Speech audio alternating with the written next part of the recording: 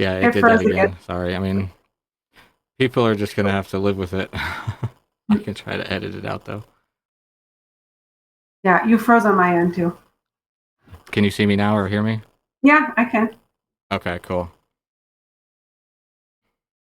No, it's very much has to be a choice, but it's one of those. My brain is really good at convincing me to not do something or to to quit, but I just never do really, but it's Yeah, very loud. It'll talk me into it over and over again, and I'm a very habit forming human, so so the fact, you know. it froze again. Uh-oh. I Um, don't know. Let me check my signal. Let me make sure I still have strong signal. It says strong signal. yeah, mine does too.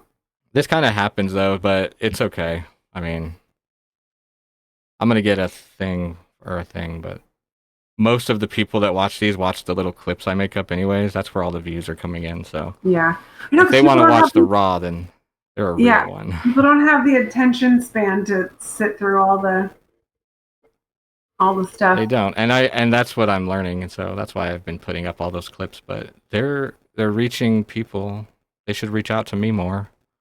Yeah, So, I know. People need to but I've like. got like 4 podcasts lined up, like you today, maybe one with Michael tonight again. I've got Kyle tomorrow. Goose is gonna come the next day, I believe. Oh, no. So like I'm getting them planned out. So, but I want to do some with some strangers. Like I don't know if you watched any clips from the one with my friend Cortez. Mm-mm. We just laughed so No, hard. really. It was just 30 minutes because that's all we did when we worked together 10 years ago. Yeah, And he's just really easy to make fun of. And like, yeah. this is going to be chaos, but the whole point is like connection, I think, and people needing to wake up and realize that they have control over their lives a little bit more than they Hmm. believe. So, and that's not to discount the current way of things because I know a guy who actually was trying to sell it as a way that your life changes overnight. Boom. Think positive for 20 minutes. It doesn't work like that because there's these Yeah. underlying subconscious energies that hum and flow. And until you can recognize them and alchemize them, you're going to be stuck in the same cycle no matter how positive you think. You know, that's what. Right. Totally. Which is, you know, well, you said something earlier and then it froze, and I'll just add it back in. You were saying what your brain will tell you, but you don't listen, like you just do it anyway. Is Mhm. that what you were trying to say? Well, uh, my brain sucks. Um, I can't even put it into words anymore. I'm trying to remember. Well, I what I was going to add to it was like I have experienced anxiety and depression ever since I was little, and what um and throughout my life trying to understand it more, learning ways to manage it and work with it, recognizing that a lot of it is due to just high sensitivities.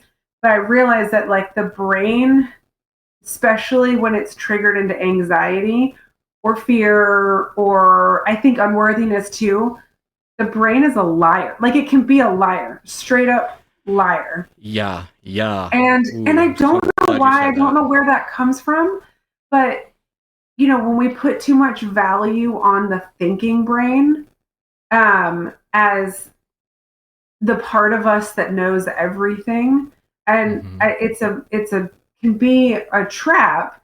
But when we start to realize that it is not full of wisdom necessarily, we get wisdom from other sources, that and we can realize that it's lying to us, Yeah. then that's when you start to access more of the control over being able to make changes in your life. That like you're not your thought. I mean, sometimes you can be your thoughts, especially if they're like really helpful and positive and loving and kind. But if they're harmful, and or they're making you feel worse about yourself, like it's just lying to you. That's what that's what I Yeah. feel. Mm, that's actually interesting you said that, but I was talking about that from a different kind of angle the other day with Oh, somebody about being someone like me that taps into energy. You know, we do like the tarot and mm, all that, and it's scary at first because you don't know how real it is, but then as you start getting more and more proof, you know, as you're doing readings for people or whatnot, you're validation. like, okay, I can tap into energy, but you have to be very careful about what you're telling the people that you're tapping into. Yeah. Because even if you are 100% right on, if it's a sensitive area, they're going to go into defensive mode. And no one reads me like that, you know? Yeah. And so that's like, with great power comes great responsibility too. So, but Yeah. like you said, like we'll lie to ourselves. And that's the same thing. You feel this about this person or whatever. It's like, oh, they're right. But, Yeah. you know? So No, it's I like know. I I try to not tap into it. I feel like Source might ground me if I tried to tap into people way too personally. I don't want to. Like, Yeah. I have a I guess sort of like personal code that I feel like is mm-hmm. I didn't necessarily put it in place consciously, but I like know of it and I am in full agreement to it. And I think like subconsciously I did it because I only want to be given the information that is pertinent in the moment Yep. for the greatest and highest good of the person that I'm working Yep. with. Um and I because I have had some experiences in the past where I was getting energy work by somebody um or being read by them. This is a couple different people, and I didn't like how these were both years ago, but I didn't like being told. They were like, this one person was like, this is your spirit guide and blah blah blah, and I was like, I don't resonate with any of that. And I'm not saying like I don't believe you, but I don't like it. I just personally didn't like it when somebody was like telling me this is how it is about you, as Exactly. opposed to including me in the whole process. And like, how does this feel? Like, this is what I'm this is how I work with people, where I'm like, this is what I'm getting, and it could be my interpretation of it through my lens, or it could be um I'm just explaining what I'm seeing, and it doesn't make a lot of sense to me, so I'm just telling you what I'm seeing, and it makes sense to them. But my whole thing is helping to connect people to their personal abilities and personal power and owning their story. Yeah. So I don't like to do anything that detracts from that. And having experiences where it was kind of my power was kind of like taken from me in that moment. I think maybe that's where I like set my personal code. I don't know, but Yeah, you don't want to take anybody's power. That's the yeah, big thing, you know? So waking them up to that, it has to be done in a way like don't take it because I'm saying I'm not your leader, you know? I'm not trying to start a yeah, cult. I'm not more powerful than you. yeah. We're here And with I you. also had people where they were trying to get me to answer their problems and their questions, or solve things for them, or through energy work, like take this pain away. And I'm like, yeah, but the message of this pain is that you need to listen to your body, and you need to honor what your body is telling you when it needs to slow Mm-hmm. down, when it needs to rest, kind of things. Mm-hmm. Or just always trying to get the answers to things that were going on in their life. And I'm like, I'm not a psychic. And even if I was, like, me telling you this is taking away your personal responsibility in it, and your personal power in trying to trust your own intuition. That's the thing. People don't trust their intuition. because of the defensiveness that people put up, their own guards. Intuition is hard to trust, but it's like the way I was explaining it to my friend is you tap into an energy in that moment, but that's not predicting anything. That's just looking at a riverbank. You know, that river's going to flow, but what's underneath it is what's changing, and we're just kind of reading it in that moment as we're looking at it. So you snap a snapshot, boom, 5 minutes later, boom, two same pictures, two totally different undercurrents. That's kind of what it is. And it's like, if you want to know if you're getting a green light or a red light from the universe, this is what the cards are saying.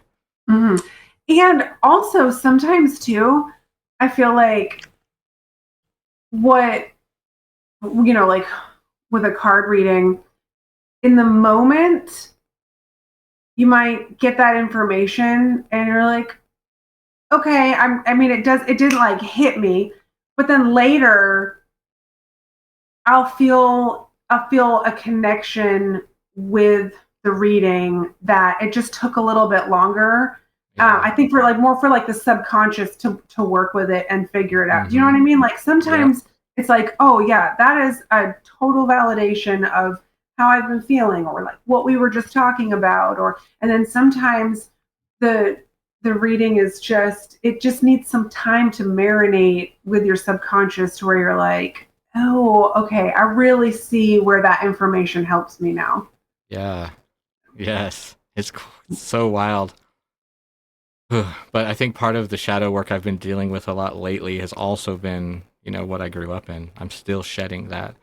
I'm still dealing with the side effects of that. It's not any easier, some days. So, especially when you see things like all these, you get 2,000 people gathering in a town square to do worship music. I think that's great. I just keep those vibes going. Let's not narrow it down to one entity now that's still separating things, Yeah. I want everyone to see God for who I believe God is, and that is everything. Yeah. That will bring it back to itself. Including ourselves. Yep.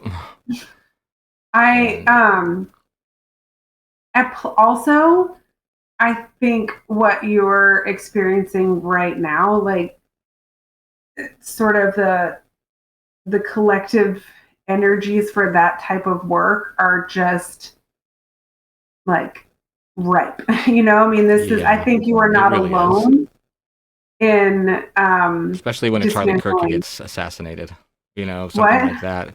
Like when someone like Charlie Kirk is assassinated, suddenly his message, no matter what, is going to boom. And that was kind of his whole thing. Marriage, kids, God. Yeah, now people start thinking a little bit more instead of just consuming people's messages without taking any responsibility for your own interpretation of it. Something crazy happens and now people are like, wait a second. But also I'll put another little spin on it too. In terms of like numerology. Yeah. So 2025 adds up to a 9. So this year has been a 9 year numerically. I've been hearing that recently.